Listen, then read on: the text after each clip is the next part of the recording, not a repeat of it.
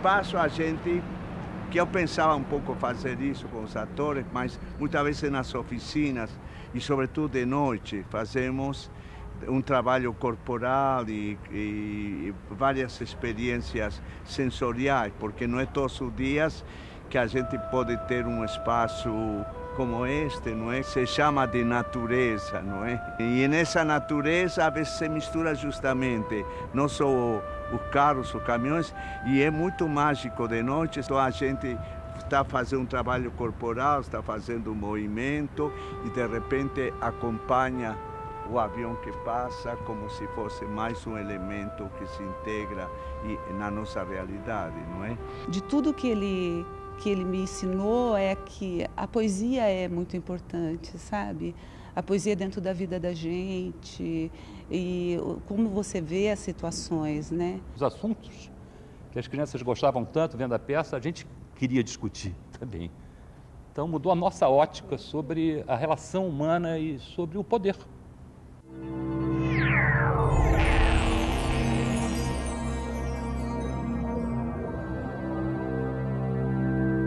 Aí ele põe o braço assim, ó, e fica esperando alguém que venha pôr o braço no braço dele para contar a estrela junto. Ó. Eu gosto muito da palavra migrar, não é? Acho que a cultura, ela de por si tem a qualidade das migrações, não é? É como se alguém escutasse alguém cantar na casa do vizinho e já a gente incorpora alguma coisa desse canto. Então, saí andando pela América Latina com teatro de bonecos, mas não fazia só teatro de bonecos. Era meu passaporte, era o boneco. O boneco me permitia migrar e andar e levantar recursos. Eu fazia teatro Los Títeres, lá na Argentina. Então era uma forma de comunicação rápida, era chegar num lugar e dizer, eu viajava junto com um amigo, com um colega, que é o Pedro Domingues, chegar e dizer, nós fazemos teatro de bonecos, somos de Buenos Aires, vamos fazer uns espetáculos por aqui. Aqui está meu relógio para poder comer durante os dias até levantar os recursos. E então era assim que nos comunicávamos com as pessoas, com os diferentes espaços, até as diferentes línguas, porque no Peru e na Bolívia, em muitos lugares, trabalhamos até com intérpretes. Em Quichua e em Aymara, na Cordilheira, não é? Lago Titicaca. E de repente aconteceu a vinda para o Brasil. Eu diria que estava procurando desenvolver um processo em mim. Um processo em que entrava, sem dúvida, atravessar fronteiras, descobrir pessoas diferentes, culturas diferentes, América Latina, tudo isso que estava nas minhas inquietações. Então, quando eu estava em La Paz, na Bolívia, eu fiquei muito amigo do pessoal da Embaixada Brasileira. Sobretudo, a primeira vez, do adido cultural, que era o Thiago de Mello, que foi uma pessoa assim, muito importante, assim, e de aproximação com o Brasil. E a segunda vez também foi o adido cultural do Brasil, chamava Carlos David. Era um jornalista que tinha trabalhado com o Juscelino, preparava os discursos do Juscelino, sabia que era isso. Então, Carlos David, conversando e conhecendo o nosso trabalho pelo pessoal da embaixada, nos disse, é bom de você ir para o Rio de Janeiro, porque no Rio de Janeiro tem uma experiência que é muito importante, um lugar que é para vocês trabalharem. Esse lugar era no Rio de Janeiro e era um espaço que se chamava Escolinha de Arte do Brasil. criada pelo um dos que deflagrou a arte e educação no Brasil, o Augusto Rodrigues, que era desenhista, jornalista e educador. E chegamos no Rio de Janeiro e fomos convidados a trabalhar na Escolinha de Arte. Ele já conhecia um processo de trabalho de outro argentino, que era poeta, que tinha trabalhado com o Lorca, que é o Javier Villafañe. E o Villafañe, até alguns anos atrás, até o falecimento dele, frequentemente atravessava a fronteira com os bonecos e vinha para o Festival de Gramado. E o Villafañe tinha trabalhado com o Lorca, e depois do Lorca, quando o Lorca partiu, ele continuou fazendo e dava oficinas, e ele deu uma oficina para professores, uma professora da periferia que se chamava Helena. Helena tinha um aluno que tinha 8, 9 anos, que era eu. A Helena me ensinou os primeiros passos, ou as primeiras mãos nos bonecos, e me deu ainda o livro desse poeta. Esse poeta veio para o Brasil e ficou muito amigo do Augusto Rodrigues, e saiu andando com Augusto Rodrigues até o Recife, e faziam espetáculo e botavam papéis no chão e as crianças desenhavam, e o Augusto se apaixonou pela experiência e inspirou ele a criar essa escolinha de arte, e por alguma razão ele nos falou: estava esperando por vocês. Quer dizer, ele fazia muito tempo que achava importante, ele declarou várias vezes que no processo de educação, o trabalho com os bonecos tinha um lugar muito especial e muito forte. E então parecia um processo assim meio romanceado, marcado. Cheguei no lugar certo, chegamos, e comecei a fazer teatro e bonecos na Escolinha de Arte, mas apaixonado pelo processo da educação através da arte. Na Escolinha de Arte criamos uma oficina de teatro e bonecos e começaram o curso de arte e educação no Brasil. No primeiro curso eu fui aluno e fui professor também. Dei aula de cerâmica, barro, bonecos, improvisações de teatro, trabalhos também com desenho e pintura. O pessoal se aproximou com muita curiosidade do nosso trabalho. Eu diria que já trazíamos do movimento pela América Latina uma inquietude assim de transformação. Trazíamos uma experiência de abrir o trabalho de boneco para integrar em outras linguagens.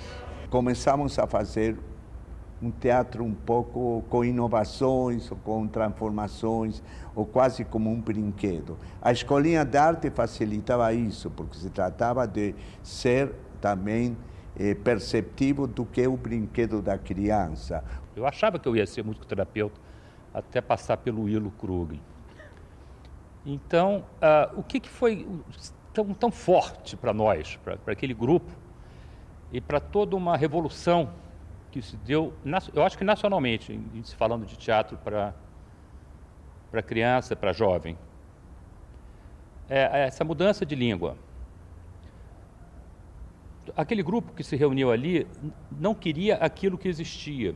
A gente tinha vindo dos anos 60, a gente já estava com a energia concentrada da liberação do sexo, da chegada das drogas sem ser crime, né? Da questão da informação, a questão da ideologia, a questão do rock and roll, uma música para jovens feitas por jovens. E isso tudo estava em ebulição dentro da gente, mas a gente não sabia mais ou menos como orientar.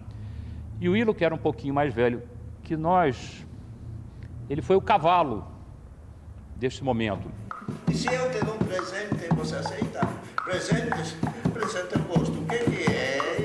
Surge um texto que ainda eu continuo fazendo, mas que tinha a ver com a experimentação da oficina que dávamos, que é o rio que vem de longe, ou seja, a história do barquinho, que não tem bonecos, tem apenas mãos que vão fazendo personagens e tem apenas um bonequinho que é um pequeno marinheiro e que eu continuo fazendo. Com os alunos que vinham de todo o país e alguns até de outros países, nós fazíamos um trabalho que era a integração de linguagens. Criar um espetáculo usando todas as linguagens. Então se desenhava, se pintava, se fazia cenários, murais, se fazia roupa, se fazia isso, se fazia histórias, se utilizavam bonecos, se utilizavam vários meios. Isso passou a ser, durante um tempo, eu fiquei 11 anos seguidos trabalhando, depois ainda trabalhei esporadicamente, passou a ser, todos os anos, um trabalho de expressão. Isso também, de alguma forma, rendeu uma linguagem integradora. Nos anos 70, criamos uma escola que se chamava NAC, ele foi aluno dessa escola. Núcleo de Atividades Criativas, onde fazíamos também experiências importantes. E aí ele veio nos ensinando Lorca, veio ensinando poesia, veio mostrando que... No começo eu achava que o Ilo estava trazendo a poética para a luta. O Ilo me mostrou que em 36 já estavam matando Lorca, o Franco, quer dizer, a luta não era nova, a luta era de sempre e que a poesia também era de sempre. Então, através desses novos personagens criados de lenços e papéis e metais e chuva, que era uma lata furada que caía, todo mundo via a chuva perfeitamente. A gente descobriu uma forma de se expressar fora do convencional, né? E fora também da linguagem oficial política que a gente estava militando na rua. A gente estava lá quebrando pau na rua, mas a gente precisava de algum lugar para botar a nossa poética em ação. E o Ilo foi um cavalo maravilhoso. Eu saí por um tempo dessa escola e ir para o Chile, onde o Allende tinha assumido a presidência. Mas tempo depois, quando já no Chile o Pinochet deu o golpe e muita gente foi presa e morta, não sei o que mais, e eu fui preso também e fui interrogado, ameaçado de tortura, mas ameaçaram E então me perguntavam, mas por que você veio aqui? Para que vocês vieram aqui? Então, quando eu pensei, porque eu saí do Brasil e fui para o Chile, as razões, não é? E eu disse para o interrogador e falei para ele, olhando nos olhos, eu disse, eu vim aqui por amor. E ele ficou me olhando. E ficou convencido de que era verdade. Yeah. E era verdade. E saí para Buenos Aires e em Buenos Aires o que eu pensava como voltar ao Brasil. E me preparei para voltar e voltei ao Brasil não como residente no Brasil, que eu era residente, eu entrei como argentino e tentei me reintegrar ao trabalho de arte e educação, do musicoterapia. Ele era aluno meu, o Kaique, com várias pessoas, e de repente houve uma história assim. Telefonaram de Curitiba que iam fazer um festival de teatro para crianças e teatro de bonecos. E queriam que eu participasse, a pessoa me conhecia. E eu disse, mas eu acabo de chegar, não tenho grupo, então disse, mas você pega um boneco, um pano, e já faz alguma coisa interessante. E aí criamos um espetáculo em 10 dias. Pautei a minha vida a partir desse espetáculo, a partir do meu encontro com Elias Kruglianski, nesse curso de musicoterapia que eu fazia, que já era uma busca de um certo oásis de pensamento, porque as faculdades estavam cerceadas, ocupadas, a imprensa, a censura, era o pior período da história né, do Brasil, foi o período do Médici, logo do pós-Médici. E Allende tinha acabado de cair, nós todos estávamos... de morrer, ser assassinado, né? E nós todos estávamos em movimentos de esquerda. O primeiro dia coloquei para os atores papéis de diferentes qualidades, papel jornal com certeza, que depois foi importante, panos, lenços, alguns bonecos. E brincamos com isso, mas procuramos logo caracterizar com e pedaços de metal. No fundo, eu estava sabendo o que estava procurando, não é? Mas não existe conflito dramático se não tiver opostos, se não sei o que mais. E então começamos a brincar e fizemos a primeira cena. O primeiro dia eu fui para uma festa e escrevi: se é de papel, voa no céu, se é de metal, brilha na mão, se de... como se chama? Jornal me faz chorar. Se é de jornal, me faz chorar. No segundo dia, passei para Kaique, e ele já fez a música, não sei o quê. E aí, no terceiro dia, com Beto Coimbra, fizemos da cor do céu, da cor do céu, da cor do teu olhar, a roda nasce, a roda gira aqui no quintal, com canções, permeando uma história, não é? Mas não tínhamos toda a história. Fomos colocando, seguindo a sequência. Depois de 10 dias tínhamos a história com algumas canções. Fizemos uma apresentação no pavilhão japonês do Parque do Flamengo.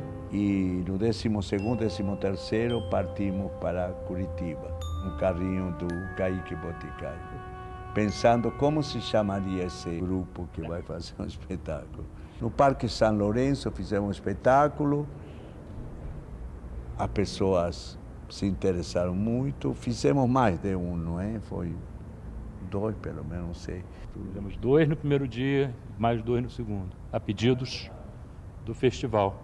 Pensamos, bom, vamos continuar fazendo, vamos ensaiar mais. Ensaiamos durante um mês e fui procurar onde fazer e foi no Museu de Arte Moderna do Rio de Janeiro. Era um pouco uma instalação no que nós fazíamos, pinturamos cortinas, panos, coisas, enfim. E estreamos sem dizer que grupo fazia. Veio a Associação de Críticos do Rio para dar uma menção especial para o espetáculo, que isso nunca tinha acontecido, sobretudo com teatro para crianças, não é? Uma menção especial por tudo que significava esse espetáculo. Depois teve uma crítica do Ian Michalski, que nunca tinha feito uma crítica de teatro infantil, do que simbolizava essa morte desse jornal em cena queimado vivo, e depois sendo reconstruído frente ao público. Falava uma coisa muito importante também na crítica, que foi muito importante ter sido a única crítica para teatro jovem do Ian, em toda a história dele, ele só fazia teatro adulto.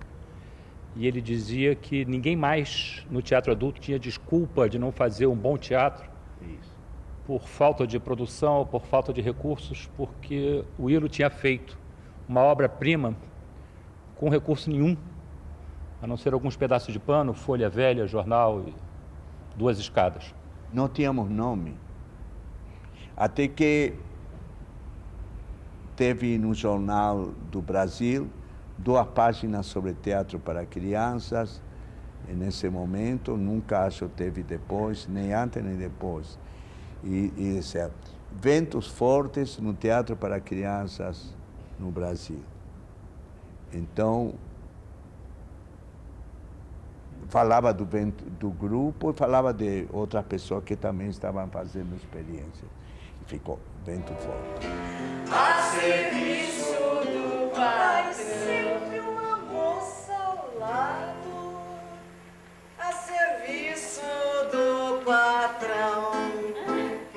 essa liberdade que foi crescendo, com a liberdade de já Vento Forte, já aqui, depois de 5 anos em São Paulo, fizemos várias experiências.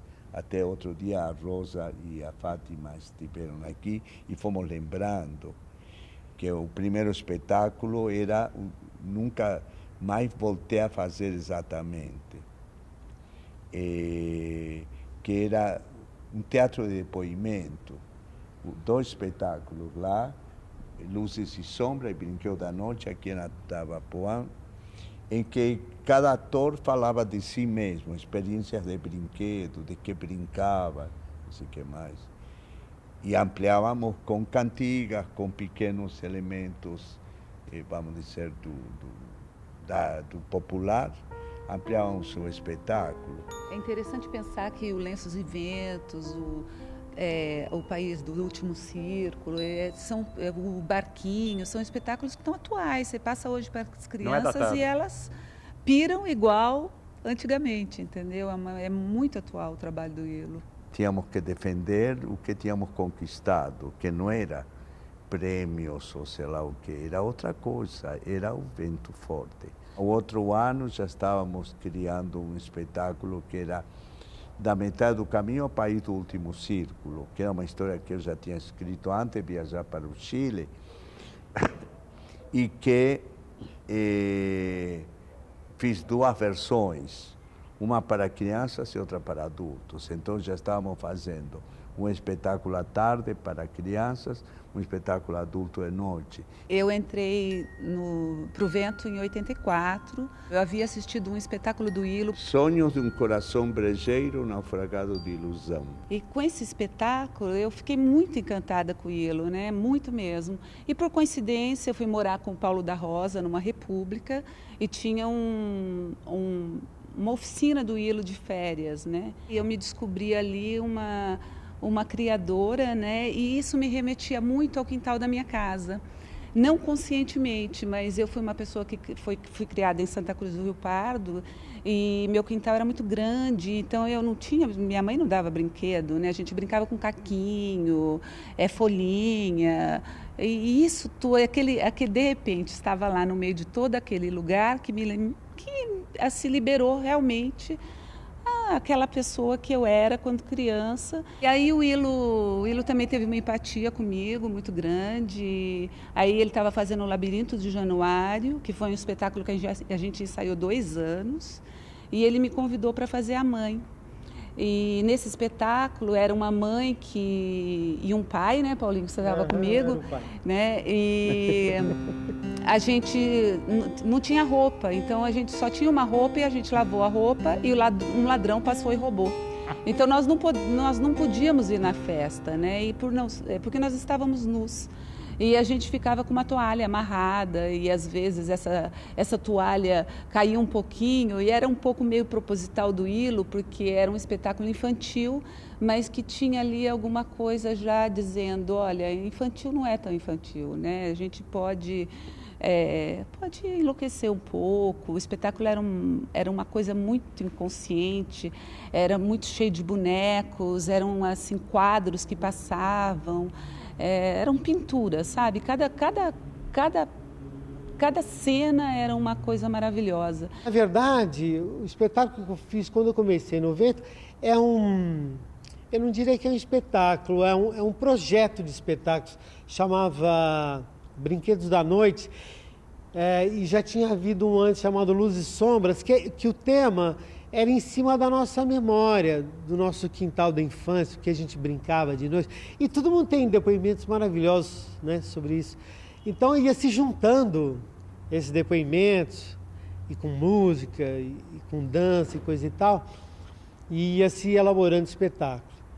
Bom, a partir daí, acho que nesse mesmo espetáculo fui trabalhando como ator, e depois vi o Labirinto de Januário. Um pouquinho antes disso, o Ilo me convidou para fazer o Barquinho, uma história maravilhosa. O fato é que eu fiquei uns 20 anos no Vento Forte.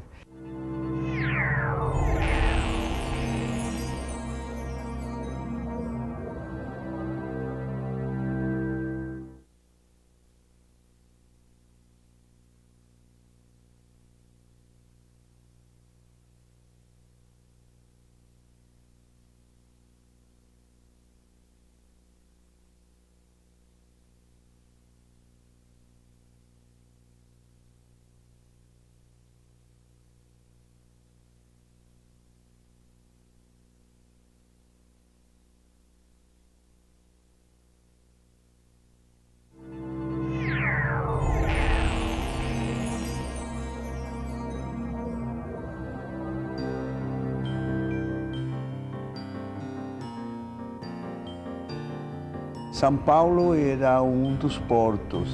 A gente chegava de tanto em tanto aqui. A sedução na vida é muito importante, não é? E às vezes somos nós que tentamos seduzir os outros e muitas vezes são os outros que nos seduzem, não é? Então, cada vez que a gente vinha para São Paulo, a pessoa nos seduzia porque gostavam muito do trabalho. Isso acho que é importante e falavam alguns. Você tem que vir trabalhar em São Paulo tudo vai ser melhor, em São Paulo vai ser, etc. Em São Paulo você vai conseguir até um espaço próprio.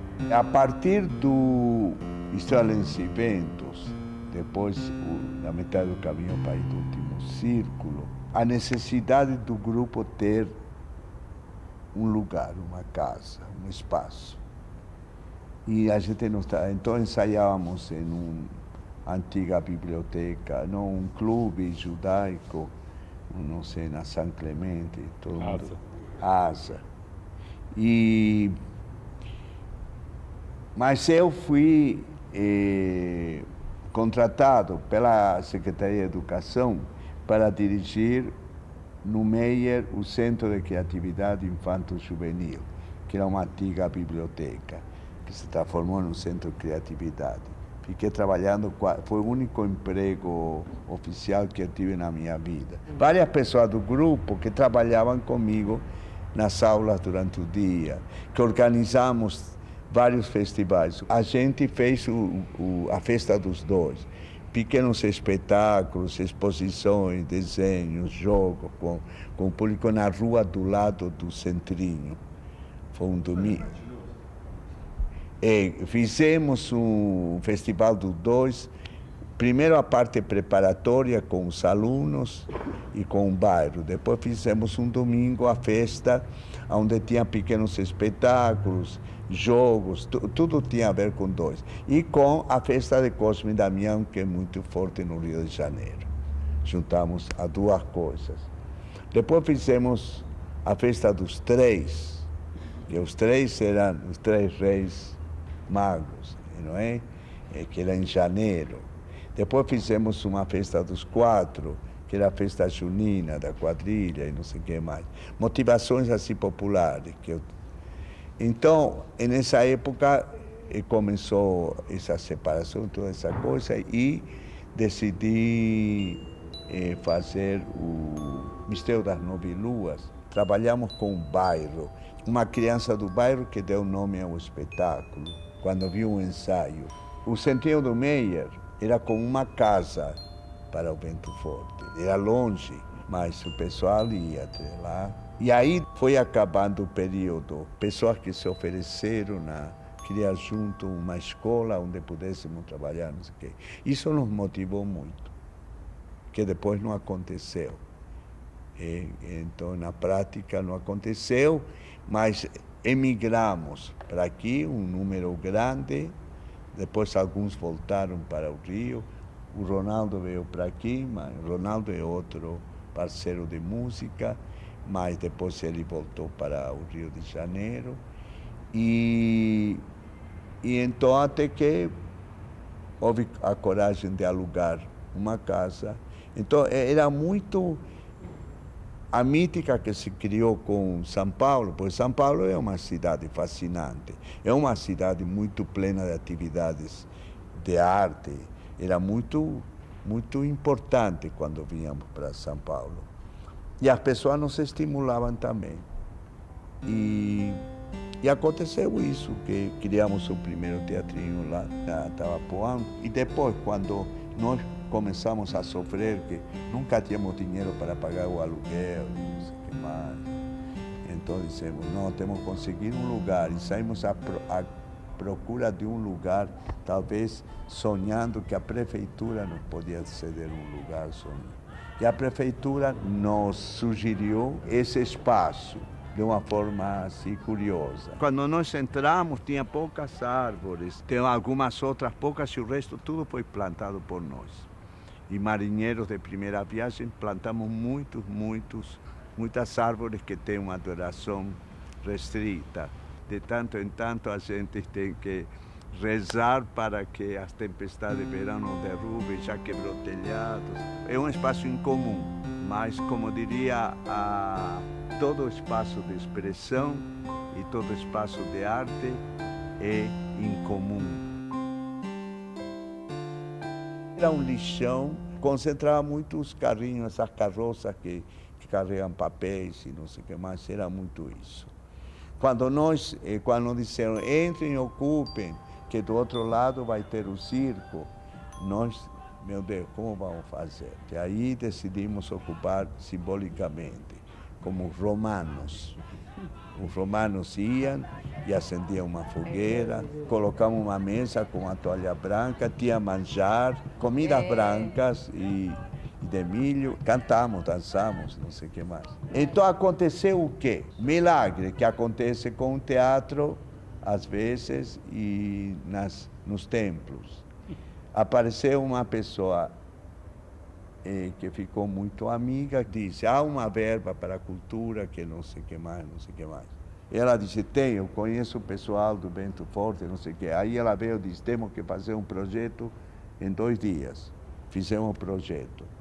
Ela depois, não sei que dia, pegou o avião para o Rio novamente e me disse, levou o projeto, conversei com fulano, não sei o quê, eu vou conversar lá na Petrobras, agora antes do meio-dia, não sei o que mais. No final da tarde já estava aprovado o projeto. Então tivemos recursos para montar as estruturas dos galpões e das casinhas. Não sei o que. Mas no começo, é legal falar que era só um galpãozinho, sabe? A gente ficava ali, né, no cantinho, e era um ensaio do Labirinto Januário. Nós ensaiávamos toda noite, num frio violento, porque não tinha parede. E estava todo o material do vento ali, né? E era terra, a gente também colocou um plástico em cima e ensaiávamos toda noite. Vamos lá. E o seu Ilo, quando ensaia, ele vira um tirano, sabe? 10 horas é pouco, 11 horas ainda está quase acabando, depois ele quer conversar ainda. E a gente sofria e chovia, né? Chovia muito em São Paulo naquela época. Chove ainda. Ela andou feito de pelo sertão, na cacunda de nome de jumento, coração muito sério no caminho, esperança, vida e nascimento. Eu cheguei no Vento Forte em 97, porque eu fiquei sabendo que o Ilo estava fazendo uma espécie de teste, que aqui não existe teste no Vento Forte, mas foi o que me chegou em 97 para fazer um espetáculo sobre a Mir Klink. Eu vim, foi uma semana de processo e para mim foi muito incrível, porque no primeiro dia eu não tinha sacado nada, evidentemente. Primeiro eu tinha que conhecer, pisar onde eu estava chegando. E eu não soube muito bem pisar, porque eu cheguei com um certo estereótipo.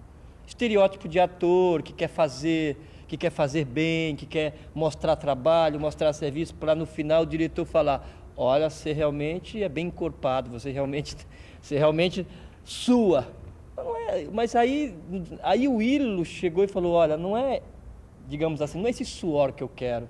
O suor passa por dentro, muito mais do que fazer um exercício campal de braços fortes aqui. Tem que passar por dentro de você. O veículo tem que ser interno. Aí depois isso se externa. Aí depois isso vira uma linguagem, uma expressão. Mas tem que passar por ali, por esse canal, tem que acessar o dentro.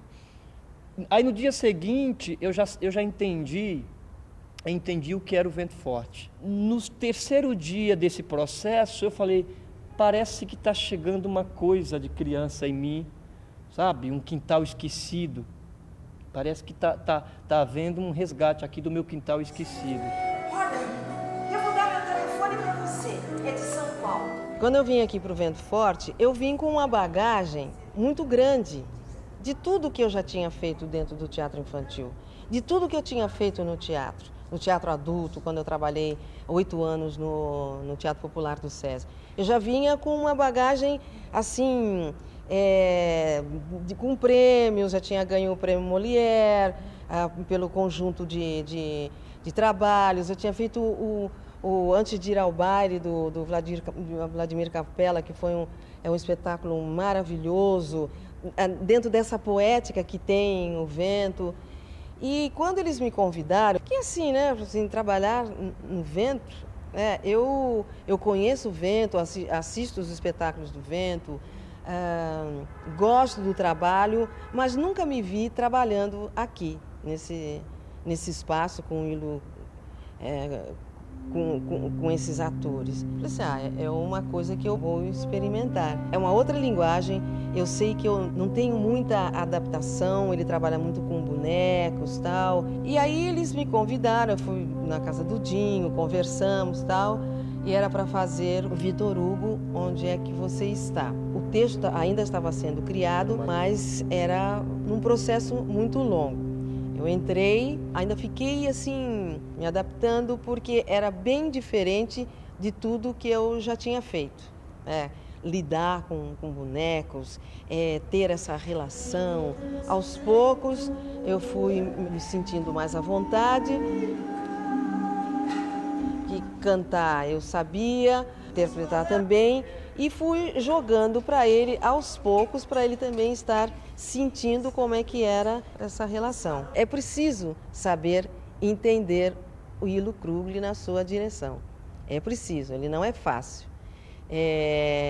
Ele fala pela poética, ele fala por metáforas, ele para e dá uma lição para a gente, ele rodeia e explica a vida dele quando ele estava em tal lugar assim, o que aconteceu com ele, e ele conta a história para depois ele dizer assim, então, é isso.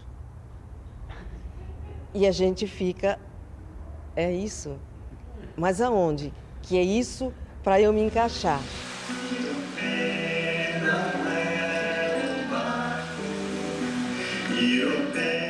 Eu entrei no Vento em 2004 e foi um vendaval assim na minha vida mesmo. Porque eu entrei para fazer uma substituição.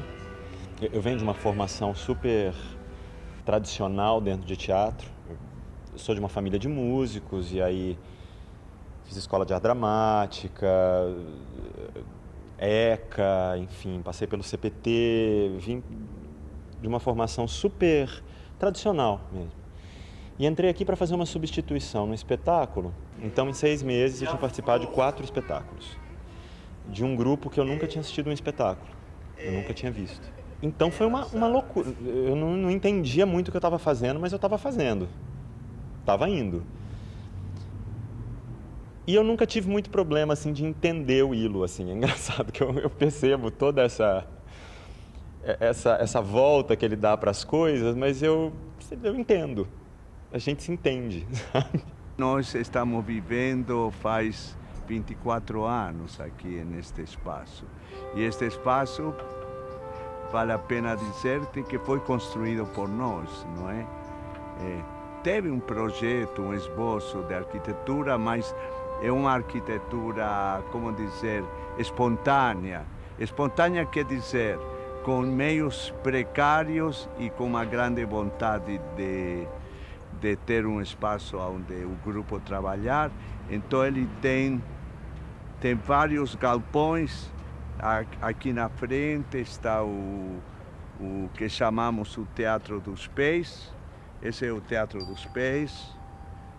E ali do lado, depois vamos trabalhar lá, vamos ensaiar lá, tem o Teatro dos Olhos. E lá, do outro lado do coreto, tem o Teatro das Mãos. O espaço tem 4 portões, que correspondem a uma simbolização não só dos pontos cardeais, sino também dos elementos da natureza. Então, por ali é a porta do ar, lá embaixo a porta da água. Esse caminho aí leva até a porta da terra. Atualmente é a que dá para o parque, que foi construído nos últimos tempos.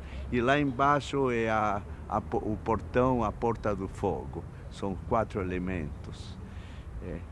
E poderíamos ir contando história que faz parte de um processo não apenas simbólico, de um processo de trabalho. Por exemplo, quase todos os trabalhos de sensibilização com crianças, com jovens e também com atores, trabalhamos muito com os elementos da natureza. Na verdade, toda a minha geração foi mexida por aquele terremoto, que foi essa mudança de paradigma de o que a gente quer falar no palco. A gente vai passar o resto da vida montando Brecht, nada contra, Gorky, nada contra, o Plínio Marcos, nada contra, mas como é que a gente se expressa? E o Ilo trouxe uma nova forma de se expressar. Não era só fazer um texto bem feito, com a estrutura dramatúrgica que funcionasse. Estávamos procurando, com todo o impacto de liberação que a gente teve, a gente precisava de um caminho. E esse caminho veio através dessa poética. Então, eu ainda fiz a música da Metade do Caminho, O País do Último Círculo, fiz a música depois do Pequenas Histórias de Lorca. Depois voltei em outras peças com Ilo, como o próprio Bodas de Sangue. E basta acompanhar o que o Ilo montou nesses 35 anos, que você vê que tem Shakespeare, Victor Hugo, Lorca. É o homem falando sobre a sua própria existência. Então, esse debate interessa a qualquer geração. Quando o Ilo me convidou para fazer esse personagem, eu titubeei um pouco. Eu falei, mas eu não tenho tanta experiência. Mas ele me disse, mas eu escolho os meus atores pelos olhos, né? E aí eu fiquei muito emocionada. Que bom que meus olhos diziam alguma coisa para esse homem, né? E aí eu fico pensando como também a minha vida, como a do Kaique, de muita gente, mudou aqui dentro. E eu tenho certeza que minha grande universidade foi o Vento Forte, né? Nessa pessoa que é o Ilo, né? A gente teve tempo para crescer, sabe? Ele era uma pessoa que não tinha pressa. E eu também não tinha muita pressa, né? Assim, eu estava querendo aprender. Tanto é que, embora demorou para que esse processo ficasse consciente, sabe? Que uma hora eu falei, nossa, agora eu entendi um pouco o que é que a gente está fazendo. Está entendendo? Estou entendendo tudo. O material, as lembranças, as citações todas, as coisas não acontecem nunca de forma, digamos, acadêmica, não vem, tá tudo muito prático. Atrás de cada movimento, cada toque do Ilo, digamos assim, tem todo um conhecimento de arte, além das coisas que o próprio Ilo foi elaborando, né? Então, de repente, eu percebo com tudo isso, com toda essa história da integração das linguagens, e um pouquinho, por exemplo, quando nós fomos para o Vento, pensávamos muito, nos encantamos pela poesia. E falamos entre nós, pô, vamos lá para o Vento, a gente vai aprender poesia e coisa e tal. E, de fato, é isso e não é um estado poético. Eu diria que o Vento passa uma visão de mundo, um modo de ser, né? Pelos valores. Eu estava brincando esses dias com a história do organismo estético, né? Você vai incorporando as coisas de todas as maneiras. Então, eu me lembro, um pouquinho antes do Vento, acho que foi meu segundo trabalho assim, profissional, que as pessoas falam, não, eu canto, mas eu não danço. Eu danço, mas eu não sei o quê. E tinha uma divisão, mas essa divisão é na cabeça. O Ilo falava, você toca aí, agora dança e me fala aquilo lá, não sei o quê. Agora pega puxa esse pano aí, não sei o quê. E a gente achava tudo uma loucura, mas depois ficava divertido e começava um jogo. O Ilo me convidou para fazer o espetáculo Mistério das Nove Luas, que é exatamente o espetáculo que ele fala da ruptura, né? Do grupo que ficou no Rio, do grupo que veio para São Paulo, das oposições, do dia e da noite. Depois fiz História de Lentes e Ventos, que para mim é um achado muito grande, porque é uma coisa que eu queria falar, que tem uma máxima aqui do Vento. Como é que a gente vai fazer teatro se a gente não tem o aparato de fazer teatro? E algum ator fala assim, não, a gente faz teatro de qualquer jeito. E no Vento Forte, é muito forte esse teatro, mas não é um teatro de qualquer jeito. É um teatro de todos os jeitos, que inclui a expressão, que é o espaço maior do ser humano. É um teatro de qualquer jeito que te inclui, que te resgata, que traz a tua história, que você brinca com a tua história, que você brinca com o outro. Outro dia nós estávamos ensaiando aqui o Chico Lenhador. Uma atriz teve uma dificuldade e ele falou assim, não precisa o texto. O texto não é o importante. Aí eu parei e fiquei prestando atenção. Quem é você? O que você é? Como é que você sente? Entra e faz. E aí eu fiquei pensando assim, é muito mais simples do que as coisas que a gente fica elaborando. Não precisa, entra e faz. A mãe do Lorca, que foi uma grande oportunidade que ele me deu de fazer a mãe dentro do Bodas de Sangue. Então, como é essa mãe? Foi uma dificuldade, mas depois ela foi entrando dentro de mim através dessa poética que ele fala. O tudo dele é poético. E ele me dá a liberdade de eu ser essa mãe do Lorca do jeito que eu quiser. Desde que eu me mantenha dentro da poética do texto e como tudo aqui dentro do Vento é musical. No Lorca, a primeira música que eu canto junto com o filho é o texto. É uma ópera. É uma coisa que a gente é uma trajetória toda. E como fazer essa trajetória se você também não tem o sentimento, se ele não passa o sentimento, se você não entende?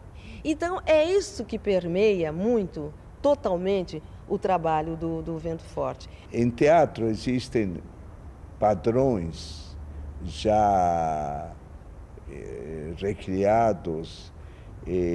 Claro, não são todos os diretores iguais, não são todos os autores iguais. E você se referiu a uma coisa que para mim foi muito, muito importante e saudável, que você colocou que você teve oportunidades que talvez dentro de outra experiência não teria. E se referiu a alguma coisa. O tipo é escolhido, não tem um tipo. Eu nunca penso, aquele ator tem um tipo. Eu estou esperando que o tipo seja criado pelo ator. Portanto, que seja alguém que tenha a capacidade de se humanizar e receber tudo isso. E você se referiu às oportunidades que ainda no teatro brasileiro dão para os tipos e para os tipos raciais. A minha estada aqui forte é dentro desse princípio, né? Eu já vim com uma bagagem, eu entendi a linguagem, o Ilo me entendeu, mas é preciso entender bem aquilo que ele quer, porque não é com facilidade, não. A gente tem que estar disposto a aprender. Eu estou louco para colocar uma vaca aí, porque não tem nada mais bonito que colocar um bicho da terra, não é? E por um pouquinho me encaixar em uma simbologia mítica. Eu me chamo Ilo, não é? E não foi meu pai que me batizou assim, é um ato criativo. Muita gente inventa nomes, eu inventei meu nome. Então, muito tempo depois descobri que o Ilo é o famoso, o tal, das Ilíadas, não é? E ele participou de um torneio, ganhou e deram para ele um grupo de jovens, de moças, 10 moças e 10 moços para ir com eles e fundar uma terra, um país, e uma vaca. Então a gente vai desenvolvendo um espaço expressivo. O teatro não é apenas lá na sala que tem as cadeiras, nós poltronas ainda não temos, mas temos cadeiras, sim, arquibancadas, não é? Apesar das arquibancadas, apesar das cadeiras de plástico, fazemos espetáculos em que o público se identifica e o tempo não passa. Isso aqui é um território de pensamento, é um território da ética. Mas assim, não é aquela ética que você vai estudar e discutir o que é certo, o que é errado, né? É a ética do comportamento humano, como é que as pessoas se dão, o que elas querem, qual é o objetivo que você tem na vida, né? Você quer ser um super ator galã, a bola da vez, parabéns, vá ser. Agora aqui é uma outra língua, não tem ator principal, tem cachorro no meio do palco, tem discussão, dos semelhantes. É simples assim. E é isso que me mantém orgulhosamente amigo do ILO desses anos todos. Eu acho o Vento Forte um dos espaços mais transgressores que eu já tive contato, que eu já conheci. De uma maneira muito doce. E não é de uma maneira dolorida. Não é a transgressão do, vamos, os iconoclastas, vamos acabar com tudo. Não é. Mas é uma transgressão no sentido de que todos os pressupostos que a gente tem a respeito do que é fazer bom teatro, quer dizer, posso citar um monte, limpeza cênica, ou fazer realismo, ou falar de distanciamento, ou falar, sei lá, o que é bem, dançar bem no espetáculo, ou o que é cantar bem, ou o que é tocar bem, divisão de palco e plateia, tudo isso na prática cotidiana aqui cai por terra. Tem um momento que a gente tem a sensação, meu Deus do céu, a gente está fazendo tudo errado. E aí você chega a uma conclusão que nenhuma dessas coisas que caíram por terra, a partir da prática aqui de dentro, são realmente essenciais para que o teatro aconteça. E a princípio isso que parece ser tão doloroso, se revela a maior escola que a gente pode ter, que é uma escola de liberdade. Se eu tenho consciência do que eu quero dizer, se eu tenho consciência de qual é a ética que me coloca em relação à plateia, qual é a sensibilidade que eu tenho para me relacionar com ela, você não precisa de mais nada. É o teatro de qualquer jeito. É por isso que eu falo sempre, vamos fazer teatro de qualquer jeito. Onde é que a gente vai fazer? Ali fora? Podemos fazer também. E não fazemos feio. A gente é mambembe, a gente é profissional? Sei lá. Eu sei que a gente faz. E o teatro efetivamente acontece. Qual é o sistema que o ILO desenvolveu em 35 anos? Qual é a técnica? Como é que é a nossa voz? Como é que é? Também não sou capaz de te dizer. Sou capaz de perceber pontos de uma prática que se repete. Um sistema não, mas que funciona, porque os espetáculos saem disso. E eu penso, o que eu ganhei nesses 6 anos de Vento Forte? Eu falo, nossa, eu ganhei uma liberdade, uma coragem que não tem paga.